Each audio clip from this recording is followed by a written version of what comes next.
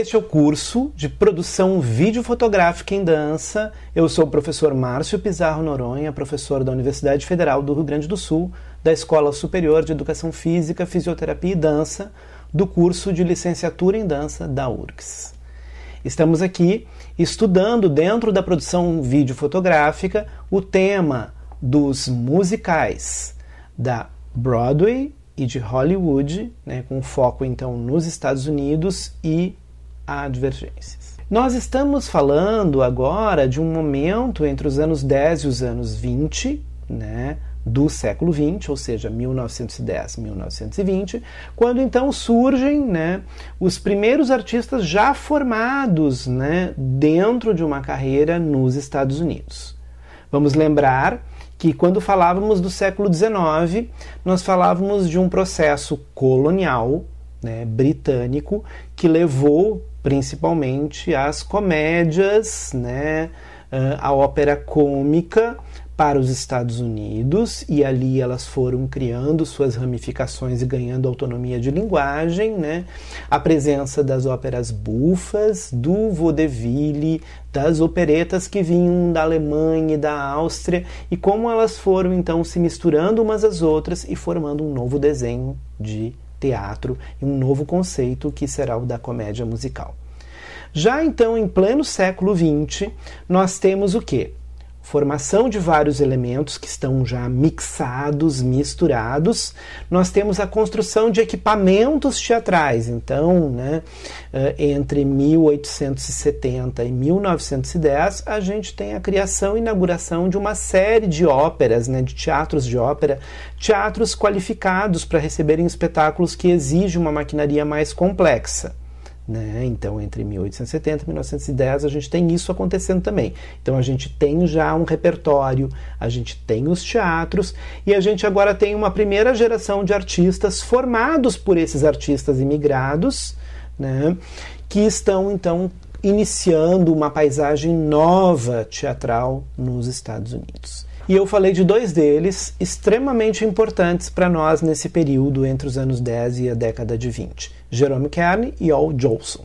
Né? Al Jolson, que lembramos no vídeo anterior, ele vai ser um marco, porque vai ser o artista que vai estar, né, à frente do primeiro filme falado, que também é um filme cantado, né, O Cantor de Jazz. Né?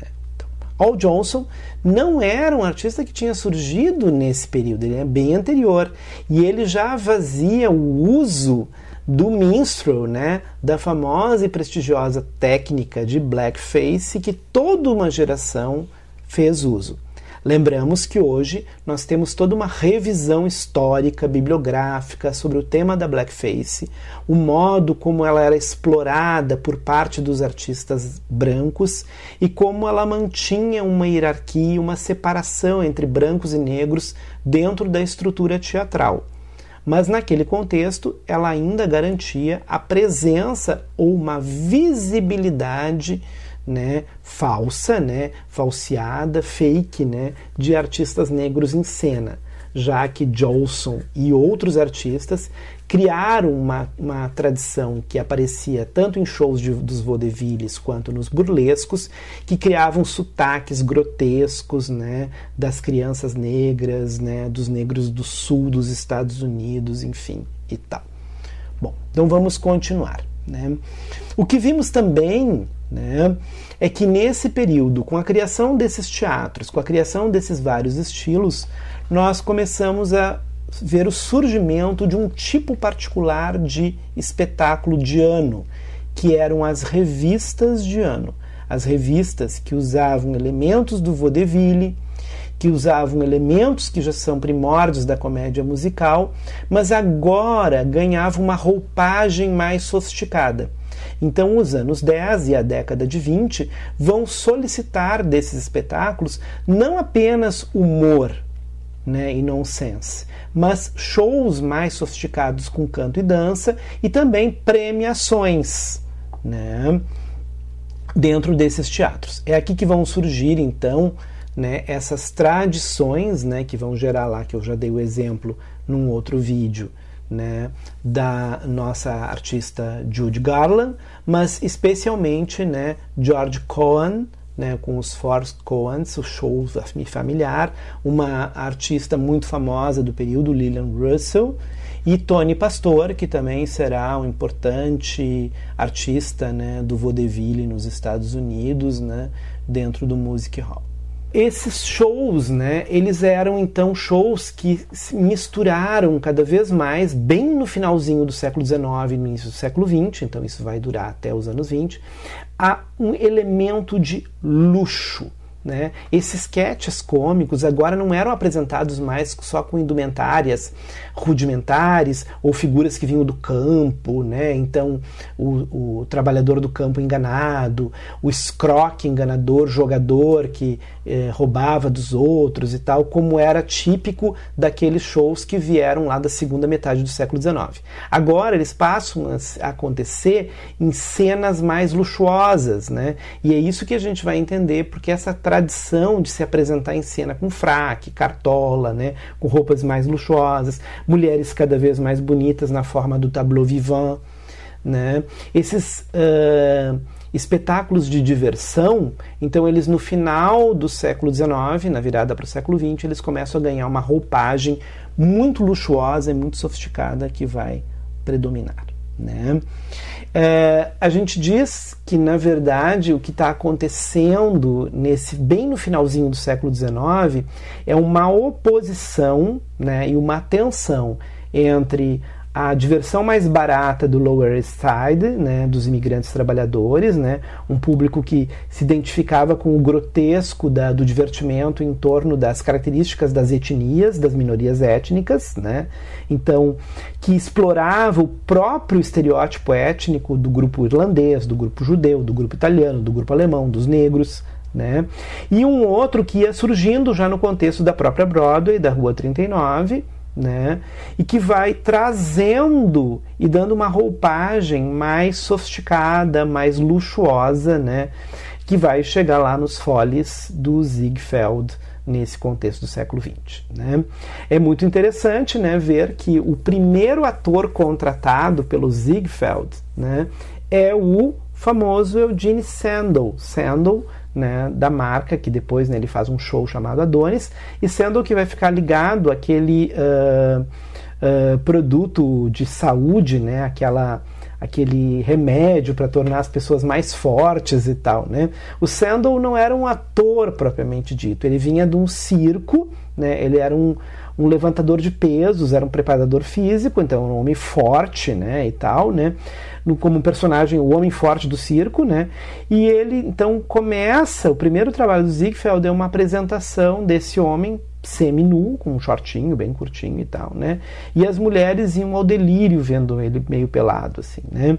É aqui que a gente começa a entender, né, nessa virada do século, que trazer esse luxo e esses corpos muito elaborados, né, mediatizados já com uma nova roupagem, eles passam a ser um mecanismo central da venda dos espetáculos. Né. O Ziegfeld é que vai descobrir, né, como o elemento erótico e a sexualização da cena, eles são fundamentais para o público. Né. Então a gente vê de um lado uma tradição que quer continuar explorando, né, essas cenas étnicas, essas cenas, né, de estereótipos, né, de piadas de italiano, piada de irlandês, piada de judeu, né, o blackface dos negros, né, com essa comicização, essa ridicularização e esse pastiche, mas do outro lado a gente vê surgir um espetáculo que é altamente erotizado, altamente sexualizado e que aposta na ideia, que é uma frase ziegfeldiana, né? O sexo vende em cena. Essa paixão que os estadunidenses, que os chamados americanos, né, norte-americanos, têm pelo sexo, né, essa preocupação pelo sexo, né, na arte, na literatura, ela já está aqui muito fortemente marcada na virada do século XX. Né? E elas, então, todos esses elementos é que vão nos dar, então, essa marca, né, no último decênio, nos últimos 10 anos do século XIX, que vão dizer, aqui está nascendo a musical de comédia ou a comédia musical, né? Um estilo que vai ultrapassar aquelas camadas populares imigrantes e vai atingir as camadas médias e baixas já de americanos de uma segunda geração. Né? Então não só os imigrantes, mas essa segunda geração que já vive nos Estados Unidos e já se identifica com uma ideia de americanidade. Bom, qual é o primeiro teatro, então, que vai ser o teatro? Nós falamos de vários teatros, vários equipamentos, mas o primeiro teatro, né, que vai receber esse espetáculo já com esse formato de espetáculo musical, erotizado, cômico, romântico, tudo misturado, é o New Amsterdam Theatre. Então temos aqui a figura de Florence Ziegfeld Jr., o primeiro grande empresário de musicais dos Estados Unidos da América. Né? Nesse período, né, do último decênio do século XIX e os primeiros 30 anos do século XX, Ziegfeld vai ser o gestor, vai administrar o New Amsterdam Theatre e ele vai desenvolver esse formato de show, que é um musical, que mistura música com show, com dança, com comicidade, com elementos da cultura erudita, cultura popular, né? Esse trânsito constante entre a arte e a baixa cultura, e explorar isso através das piadas étnicas e da questão da sexualidade. Então, etnicidade e sexualidade foram os dois grandes eixos de conteúdos que foram explorados por Ziegfeld durante esses mais de 30 anos, né, de carreira empresarial. Aqui também é muito importante marcar que nós não estamos mais só falando do artista. Então, o que o musical vai inventar nesse último decênio, a gente já vinha falando de outros produtores que foram surgindo, né?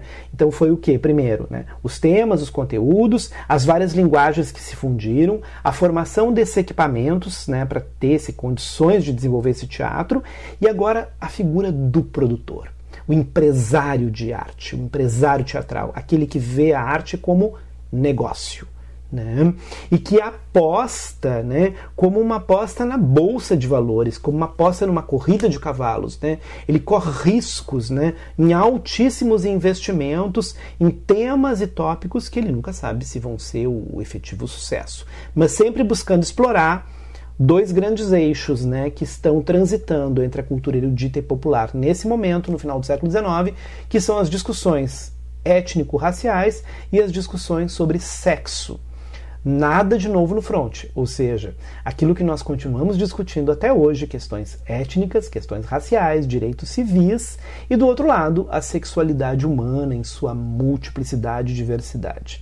Já no final do século XIX, Ziegfeld sabia que isso dava dinheiro, que isso interessava a todo mundo, que isso era tema polêmico e que isso gerava negócio.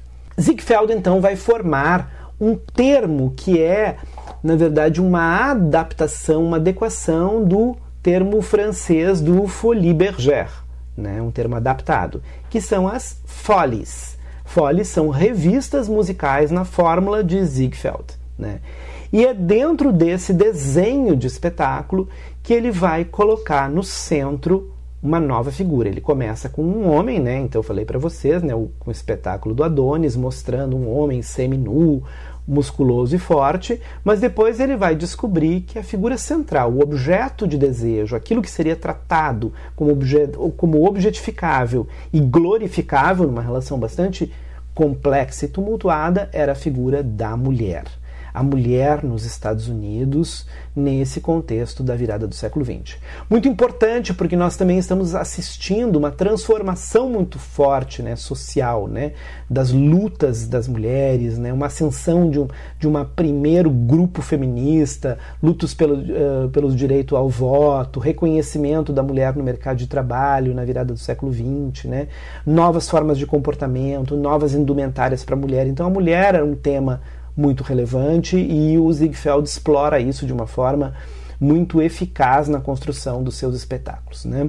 Ele faz processos seletivos de atrizes, né, dançarinas, né, por todos os Estados Unidos, buscando todos os perfis, tentando criar o que ele chamaria uma espécie de modelo, um padrão médio da mulher dos Estados Unidos. Né?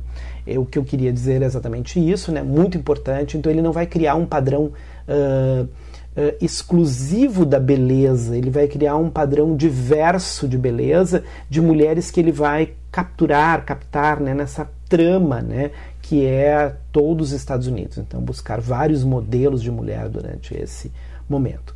O Ziegfeld, ele fez um cartão, então ele se autodefinia como empresário do extraordinário, né, do extraordinário, né? Ele começa com mais ou menos 26 anos de idade, né? Então ele vai identificar uma região que estava uma região bastante desqualificada dentro do centro urbano de Nova York, um lugar de vendas de bebidas, de tráfico, de drogas, com bordéis, né, e apostas de jogo, etc. e tal. E ali ele percebe a possibilidade de explorar esse lugar por preços bastante módicos e construir então uma maquinaria mais sofisticada e levar, né, ampliando também, então modificando a cultura da cidade, né, levando os habitantes de classe média mais elevada para bairros mais populares que foram se tornando bairros mais sofisticados, depois conhecidos como a própria Broadway, né? Explorando bastante a sexualidade, como eu disse, a complexidade cênica e glamorizando cada vez mais. Então, né, os espetáculos vão ganhando cada vez mais em resultados e mais em tecnologia, né, enquanto as folhas vão evoluindo, né? É bem bacana lembrar, existe um filme, né, de 1966, The Great Ziegfeld, né, que é um filme mais ou menos biográfico, né? E ele é um personagem que aparece em muitos outros filmes, né? No filme biográfico sobre Fanny Brice, né, um filme Funny Girl, né, e depois mais adiante ele é citado em Funny Lady. Ele aparece como personagem, né, na história da Fanny Brice, porque ele foi extremamente importante na descoberta dessa atriz cômica, né, essa multiartista cômica do início do século XX, né?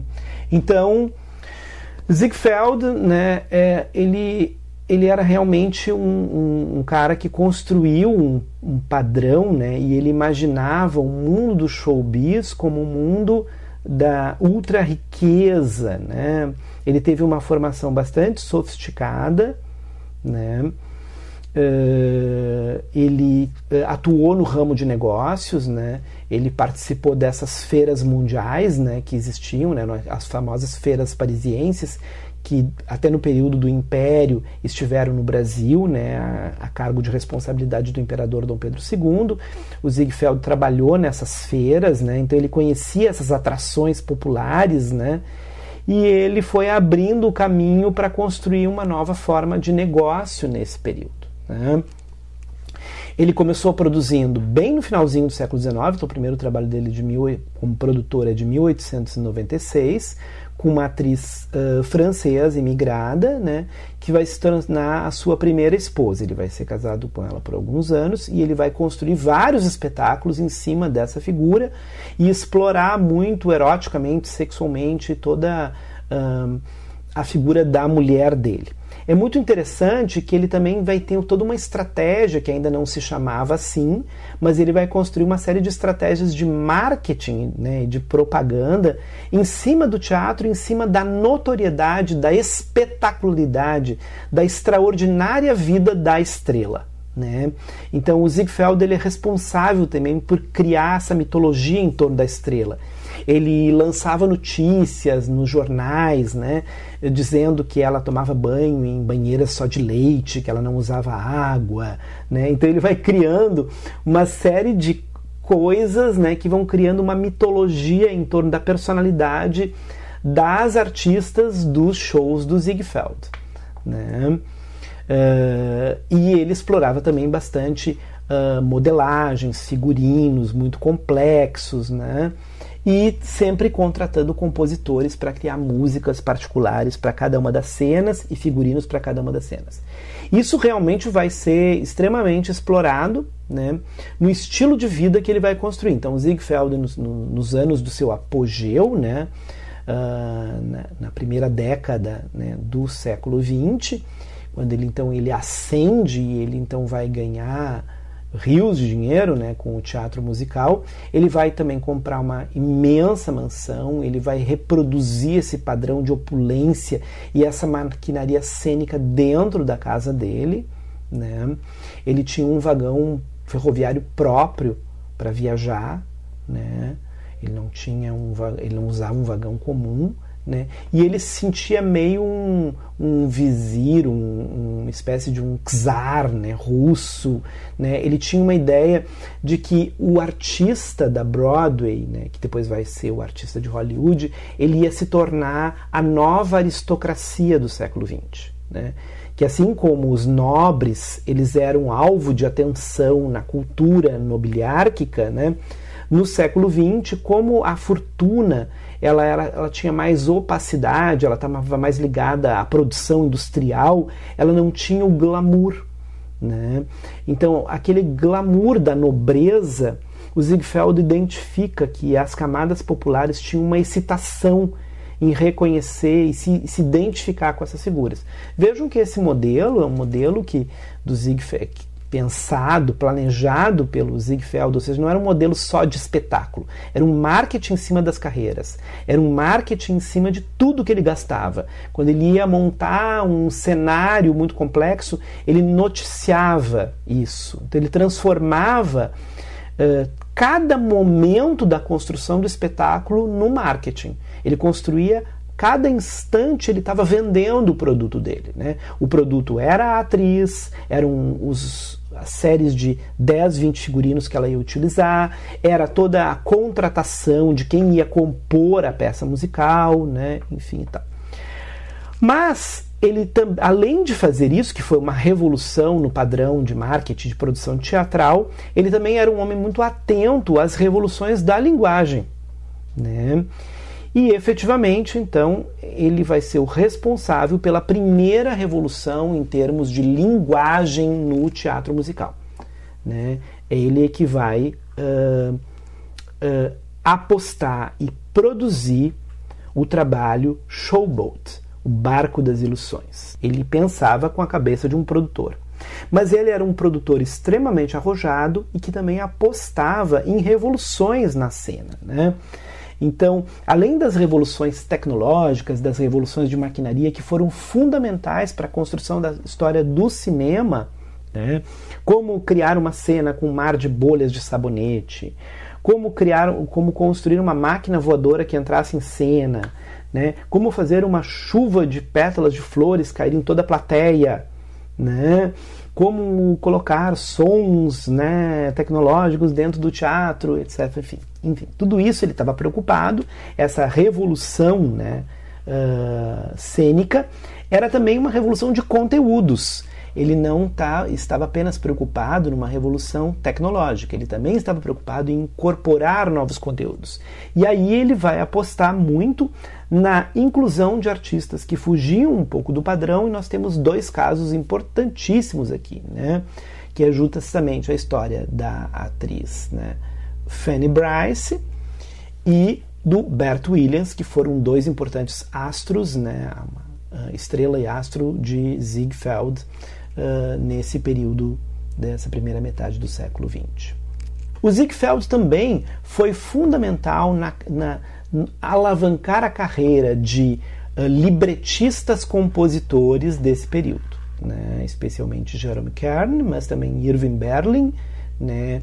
E também os outros que já eram conhecidos, como Herbert e outros que foram utilizados, Fromm, Donaldson, Monaco e outros que foram compositores importantes da época. No ano de 1927, já bastante consolidado com suas produções, ele então resolve inaugurar, né? Então ele, na Sexta Avenida, ele vai inaugurar o seu teatro próprio, o Teatro Ziegfeld, né? Que ele considera o Taj Mahal do showbiz, né? O teatro do amor do showbiz, né? Uma espécie de ápice de celebração, um teatro que seja completamente equipado e capaz de receber as concepções cênicas mais complexas, né? Ele vai fazer um show à moda mexicana para a abertura desse teatro e também vai lançar o famoso Showboat de Jerome Kern, que é um marco paradigmático. Lá no começo dos nossos encontros eu falei dele, né, como o primeiro trabalho que faz uma revolução na linguagem do teatro musical, porque ele vai criar a canção íntima né, que vai fazer a reflexão da interioridade do personagem, né, a canção que define e caracteriza o personagem. Ele vai incorporar a canção ao diálogo, né? E nesse momento de ápice, ao mesmo tempo, o momento em que o Ziegfeld está no auge do seu endividamento, né?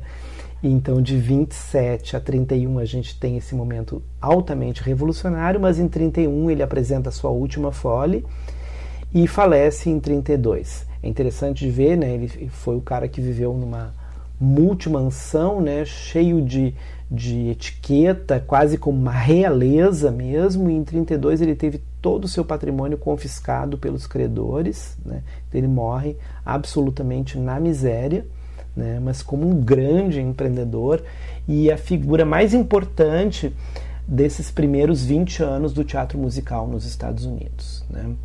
Bom, muitos filmes vão ser realizados depois, né? Eu falei dessa biografia, o Grande Ziegfeld, de 37, que ganhou prêmios e destaque. A gente também vai ver alguns em que ele aparece como personagem, falei, né, que ele é um personagem na biografia da Fanny Brice, né?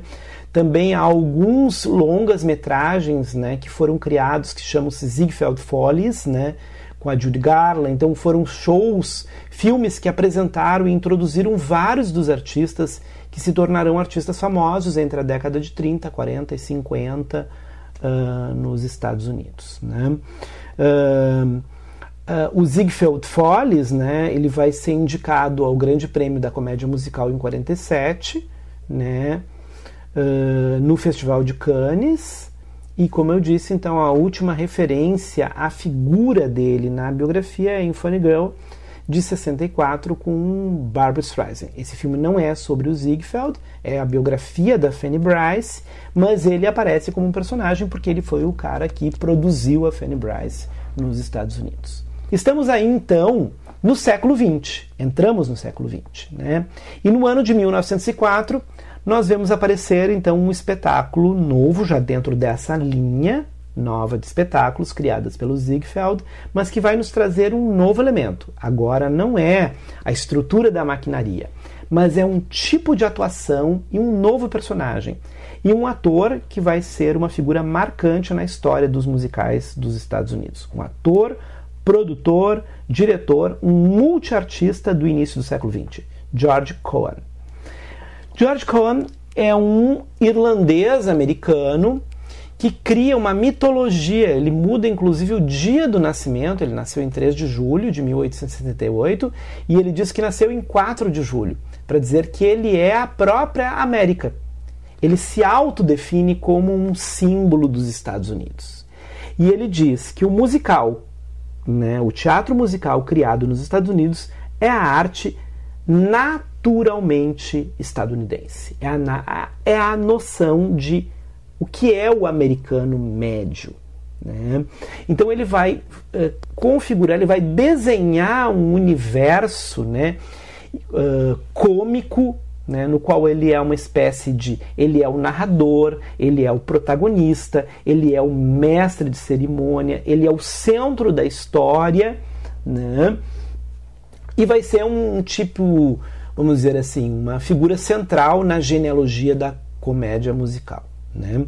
O seu personagem, né, o Doodle Dandy, ele é como se fosse o sobrinho querido do Tio Sam, né, que seria o apelido para os próprios Estados Unidos.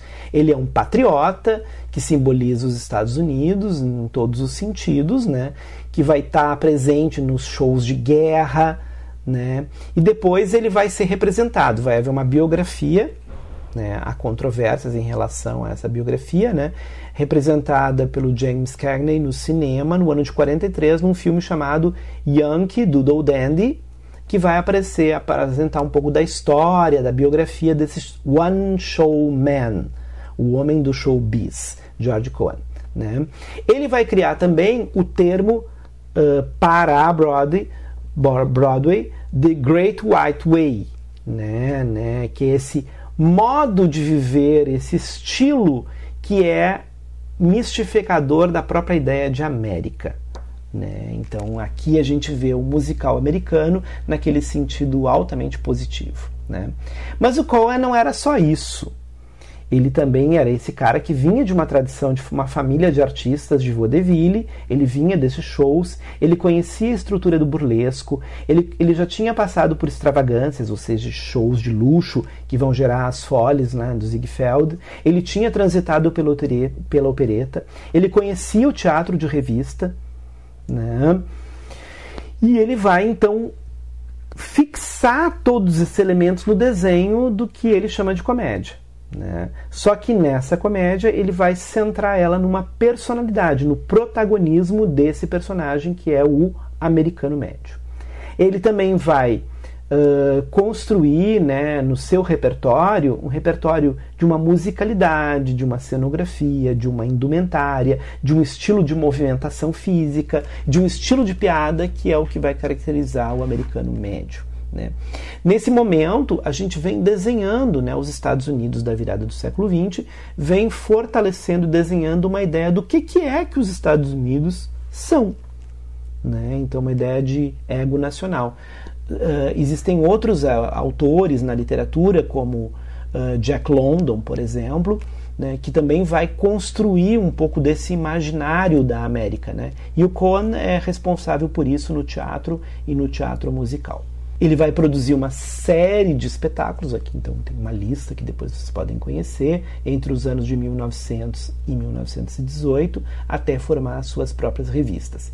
E ele vai ser muitas vezes chamado posteriormente, né, depois, né, de sair do teatro, ele vai ser biografado no cinema em 1942, né, e ele é reconhecidamente a figura individual mais importante do teatro musical dos Estados Unidos. Ele é reconhecido mesmo com todas as polêmicas, porque ele criou esse padrão de personagem, esse padrão de encenação e representação.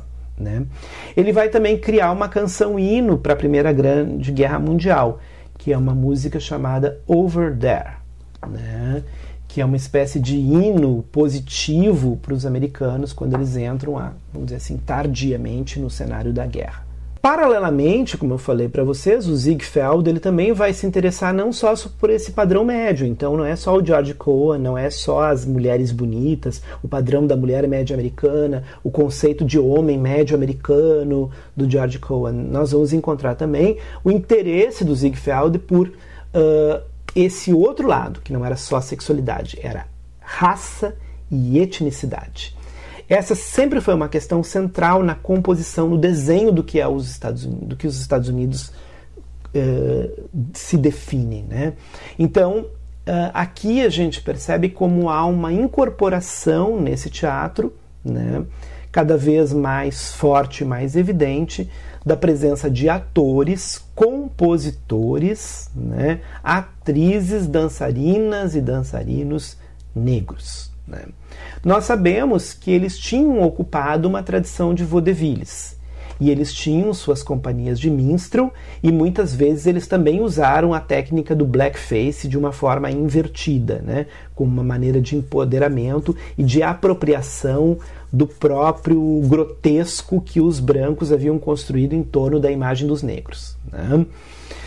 Nesse período a gente vai ver, e eu recomendaria assistirem um filme, né, que é na época do ragtime, né, um filme que fala bem do final do século XIX e virada do século XX, e um dos personagens centrais da história é um artista de shows, um compositor, pianista negro, né, e como ele vai ascender socialmente e ao mesmo tempo vai ter que enfrentar o racismo daquela sociedade, né, mesmo sendo um compositor bem sucedido, bem reconhecido e rico. Né, tendo um carro luxuoso.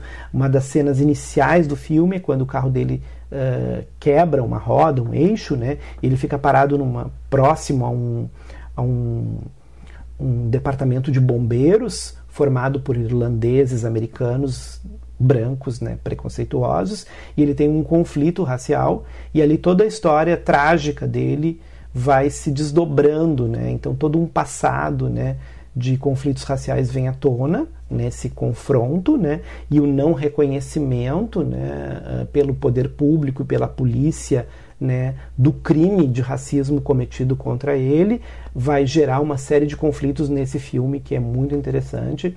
É um filme também bastante premiado, um filme denso, né, que conta um pouco da história desse período e dessa música que permeou, criou toda essa cena, o ragtime, né, uma música negra, né. Bom, temos aqui também a Mary Carey, né, uma atriz e cantora do período, né, que vai cantar a primeira versão, né, de uma música que depois será cantada por Judy Garland em Meet Me in St. Louis, né? Bob Cole, também um compositor negro importante, Will Cook, também outro, e como eles também vão produzir várias comédias musicais, né, em todo o contexto da segunda metade do século XIX. Inicialmente, em função de todo o contexto racial e da separação racial, os elencos negros não se misturavam com os elencos brancos, né? Inclusive na greve dos artistas, né, no início do século XX, né, por melhores condições do mercado de trabalho, os brancos participaram da greve, os negros não foram avisados, não foram convidados a participar da greve, porque eles queriam direitos mais para os atores e atrizes e dançarinos brancos, né? Então, bom, um artista importante desse período é Egbert Williams, né, um negro imigrante que veio da Índia, né, e ele vem da tradição do minstrel, né, ele imigra, então desenvolve um espetáculo de minstrel. Depois ele vai desenvolver um movimento, né, que vai ser a base de uma célula de movimento depois para o Michael Jackson, que é o Cakewalk, do Bert Williams, né, que vai ser uma característica dele como ator, que vai trazer muito sucesso para ele como ator, dançarino, comediante. Ele vai trabalhar muito a ideia do fracasso, né, do homem negro fracassado, do homem enganado, né, da melancolia, da depressão, né, o estereótipo do negro explorado nos Estados Unidos, né. Ele vai explorar muito essa tragédia num sentido terrivelmente cômico, e ele vai se tornar um dos atores mais importantes dos Estados Unidos, né? Em 1913 ele estreia na Broadway, reconhecido, né, ali pelo Ziegfeld, que é um grande caçador de talentos também, né? E aí então ele vai oferecer um contrato milionário ao Bert Williams naquele contexto, e ele passa então a estabelecer uma série de exigências muito politizadas, né, na sua ação enquanto artista. Por exemplo, ele se recusa a se apresentar em qualquer teatro do sul dos Estados Unidos por conta da história mais radical da exploração racial do sul dos Estados Unidos em relação ao norte, né? Ele não aceita, sob hipótese alguma, contracenar em cena com atrizes brancas. Então ele inverte o processo, então ele diz que não vai atuar com nenhuma atriz branca em cena, já que os brancos não queriam atuar com os negros, então ele exige não ter nenhum elencos brancos atuando com ele em cena, né? E ele vai se tornar, não sei se o mais, mas um dos mais bem pagos artistas do showbiz do século XX.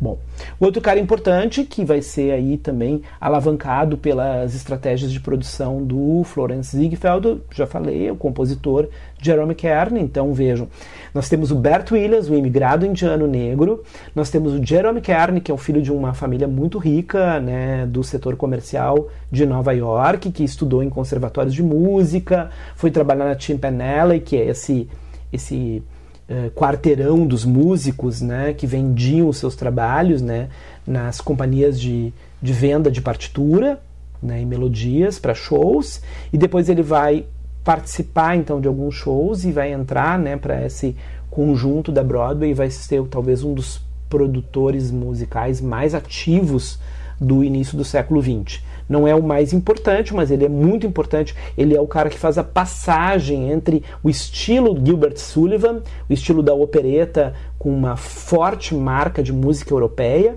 e vai começando uma mixagem com a música popular dos Estados Unidos.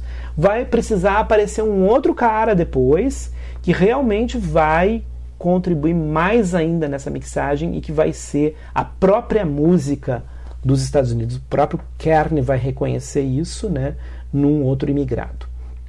Bom, ele vai fazer uma série de trabalhos musicais entre os anos 1914 e 1920 e vai criar um trio entre letristas, né, compositores, que é ele, né, Woodhouse, um versificador, um construtor de letras, né, o Bolton e o Kearney, né, e eles vão fazer muitos trabalhos de sucesso nessa primeira década do século XX.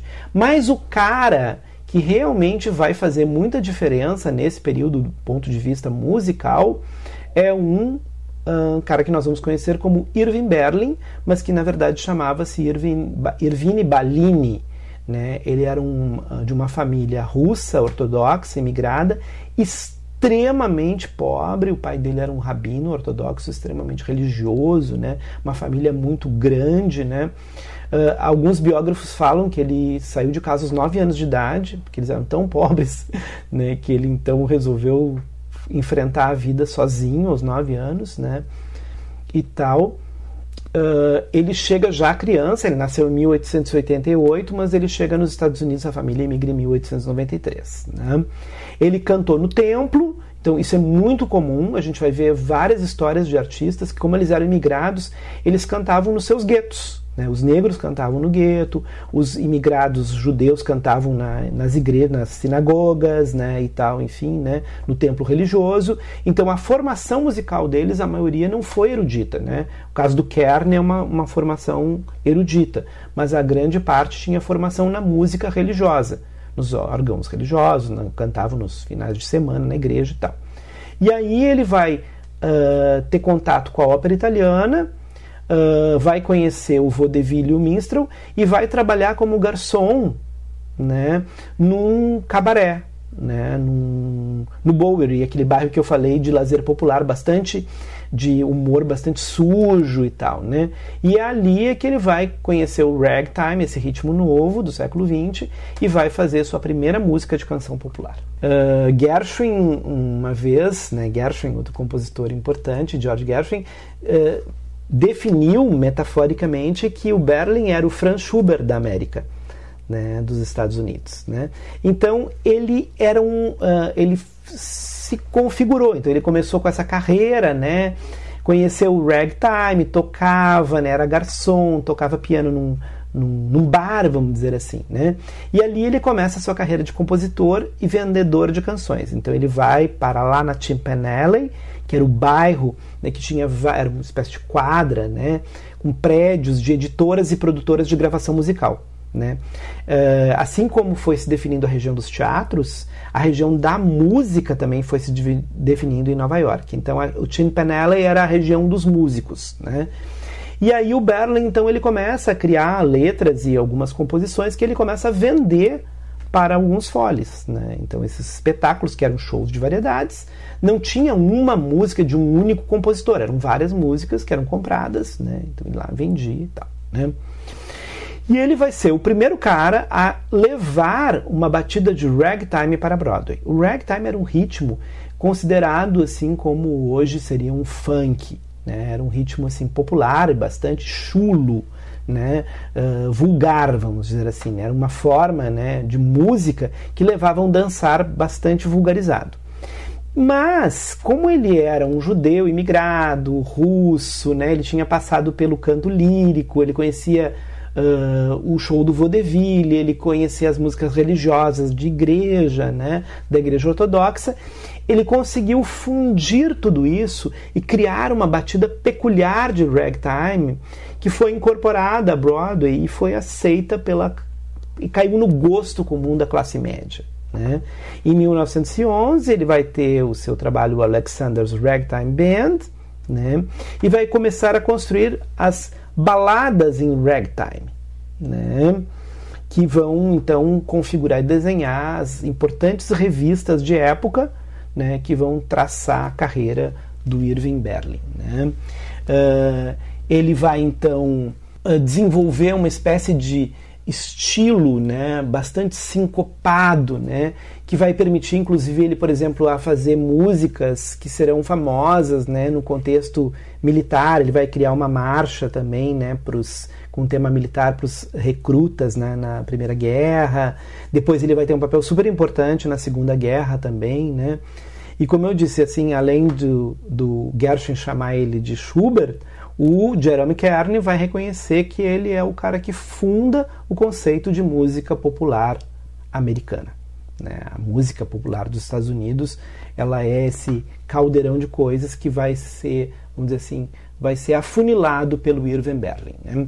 O Berlin vai depois se tornar bastante rico, bem sucedido, né? Vai atuar nas Follies, vai se tornar uma espécie de patrimônio dos Estados Unidos, e mais adiante ele vai criar a sua própria editora musical, né? Então uma espécie de escritório, né, que contrata músicos para produzir e vender partituras e composições, arranjos, produzir arranjos, enfim, né, gravações de músicas e tal.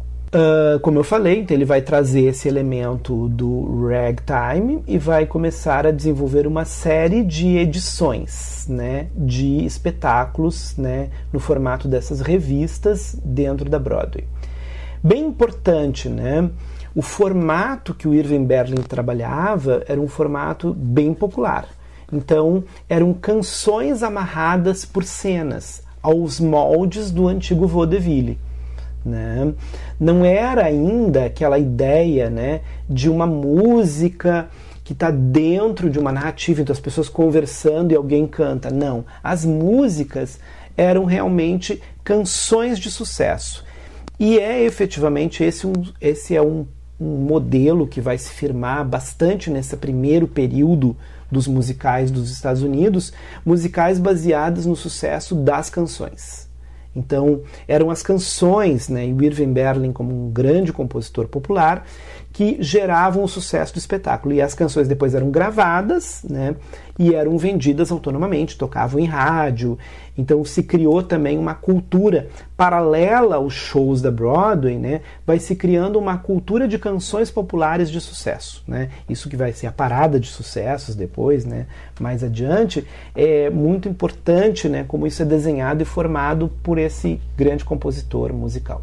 Aqui a gente tem uma lista muito importante, né? Então a gente falou já, né, do Victor Herbert, falamos do Romberg, falamos do George Cohan, falamos do Jerome Kern, falamos do Irving Berlin, e ainda vamos falar de mais alguns compositores que serão importantes nessa primeira fase. Como a música vai ser preponderante na definição do teatro musical e depois do cinema musical, num primeiro momento o papel dos músicos é o principal, né?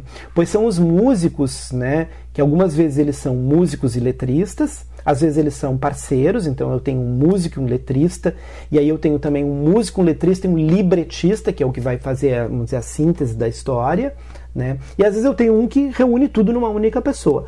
Mas nessa primeira fase é a música e os músicos que vão ganhar preponderância, né? Mais adiante a gente vai ver então como o coreógrafo, né, como o narrador, né, o contador da história, o libretista, vai ganhar um papel mais relevante.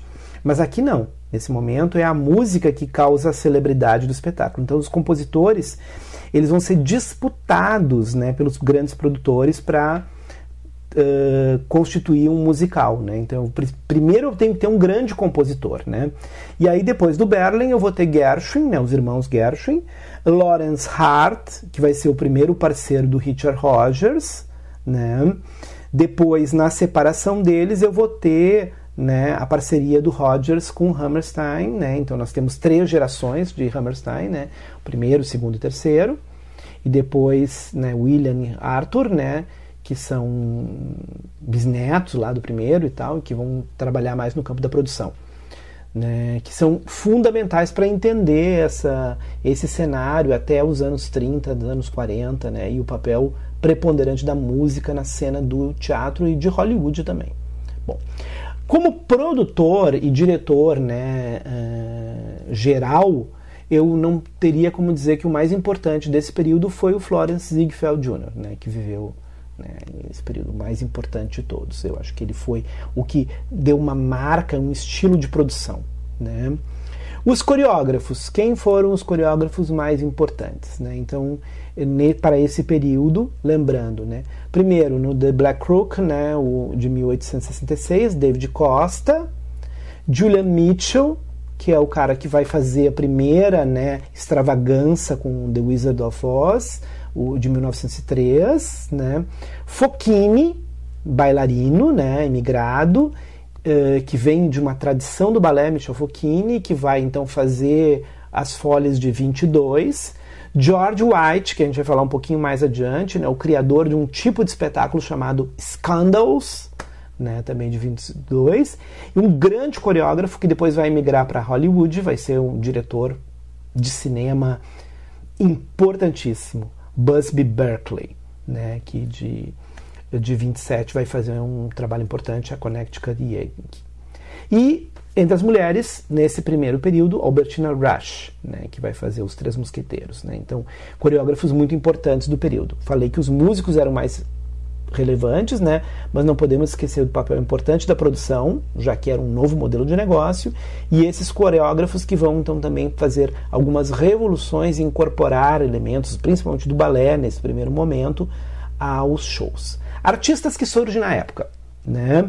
Falei então de George Cohan, Billy Burke, Fanny Brice, Bert William, Ann Pennington, Marilyn Miller, Vera Michelina, Howard Marsh, Al Jolson, Fred Astaire e Adele Astaire, né? A Adele depois vai desaparecendo, né? Mas inicialmente o Fred Astaire ele dançava com a sua irmã, eles eram uma dupla, né? Que vinha lá do vaudeville, né? Depois ele vai alçar um outro voo e aí vai ser parceiro no cinema, em Hollywood, especialmente, de Ginger Rogers. Essa época, esse ritmo, essa loucura do ragtime nessa virada do século XX vai trazer também um outro elemento, né, de cômico, né? Então uma batida cômica, né, e mais escandalosa, né, musical, que vai ajudar a formar o ritmo também da comédia nesse momento, né? Então esse papel fundamental do Irving Berlin no sentido musical,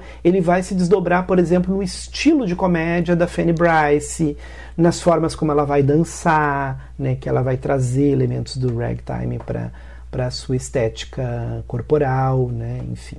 Não podemos esquecer que estamos falando aí, então, século XX, né, contexto de 1914 a 1918, a gente tem a Primeira Grande Guerra Mundial, os Estados Unidos não entram na guerra inicialmente, eles vão entrar só em 1917, né? E a Broadway aqui vai representar um papel muito importante, porque ela vai construir uma série de canções populares, né, que vão ser fundamentais, né, como cantos, né, uma espécie de hinos de guerra, né, criação de estilos patrióticos de espetáculo, né? Eu falei do George Cohan, falei do Irving Berlin, né? Falei dos últimos shows do Ziegfeld, né? Que vão explorar bastante essa situação da guerra e trazer então um comentário político para dentro dos espetáculos. Esse comentário político no século XIX, ele vinha de onde? Ele vinha lá do rebu, daquela confusão do grotesco, né? Então uma comicidade mais grotesca. Aqui ela vai ser uma comicidade muito mais otimista, positiva, eufórica, né? E trazer uma coisa mais, um formato mais oficioso, até mais oficial também, oficioso no sentido negativo e oficial porque é oficialmente oficial, né? Então muitas personalidades do mundo político vão começar a se tornar personalidades dos espetáculos. Abraham Lincoln, o presidente Wilson, né, eles vão aparecer, né, nos espetáculos. E sempre vão, então, explorar muito personagens nesse contexto entre 17 e 18 até 20, do soldado, etc. e tal, como figuras, né, bem importantes dentro das histórias dos espetáculos. Veja como isso vai ser incorporado, né? Esse é um primeiro toque, né, que a gente vai observar em toda a história do teatro e do cinema musical, é como esse teatro, que tem uma tradição de revista, né, que tem uma tradição de vaudeville, de voz da rua, voz da cidade, ele tem uma velocidade em incorporar acontecimentos, né, sem um pré-juízo, né? Então ele não tem um tempo de elaborar um juízo crítico, ele não é um espetáculo profundamente crítico, ele usa o comentário social, aquilo que está na burla, que está na fofoca, o gossip mesmo, né? O que está na fofoca cotidiana, né? Ele seria como uma espécie de Facebook do seu tempo, uma espécie de Instagram da sua época. Ele é um lugar de comentário social. Ele não faz uma análise e uma reflexão da sociedade. Esses espetáculos, eles tornam visível, eles apresentam o cenário, eles apresentam acontecimentos, eles jogam para o espectador produzir a sua própria crítica. No final da guerra, os atores dramáticos, então, fazem uma greve, eu comentei, né, uma greve, então, em 1919, que é uma greve geral, né, da classe teatral, né, eles chamam de Verão Vermelho, em agosto de 19, e é muito interessante. Então, havia comentado como os artistas brancos e negros estão cindidos, e aqui se revela todo o conflito racial, e por que a questão racial é tão importante no teatro da Broadway, porque ela é algo que está eclodindo a todo momento, inclusive nas formas de relação de trabalho entre os próprios artistas, né? Então, a gente começa então aqui a entender também que até a década de 20 esse modelo de produção mudou, né? Então, mudou a linguagem, mudou o modelo de produção, mudou o equipamento teatral, mas não mudaram as condições de trabalho. Em 1919, essa greve, ela torna explícita a falta de condições de trabalho para o artista, né? Então é muito importante a gente entender que até a virada da década de 20, os artistas eram responsáveis por pagar o próprio figurino, os artistas tinham que pagar o próprio transporte, os artistas não recebiam cachê por ensaio, então eles eram contratados, eles tinham que ensaiar gratuitamente, eles só recebiam o cachê da apresentação, né? E tudo isso começa a mudar em 1920. Eu gosto muito de comentar esse aspecto porque isso revela como ainda nós lutamos, né? Nós vivemos num movimento de um passo adiante, dois atrás, dois passos adiante, um atrás, né? A gente está sempre meio que lutando nesse sentido, né? Porque essas garantias de condições de trabalho, elas não se mantêm, né? Então, lá em 1919, as pessoas estavam lutando para receber pelo ensaio, né? Hoje a gente continua lutando para receber, por exemplo, por fazer um teste, né? Então são coisas que ainda existem, né, na atualidade, né? São embates, né? Muitas vezes o artista tem que levar o próprio figurino, então lá ele tinha que pagar o figurino. Você imagina, nesses shows muito complexos, né, a pessoa tinha que retirar uma parte do pagamento para pagar depois o figurino que ela tinha que usar. Então isso é uma questão bem política, né? Entramos então aí no contexto da década de 20.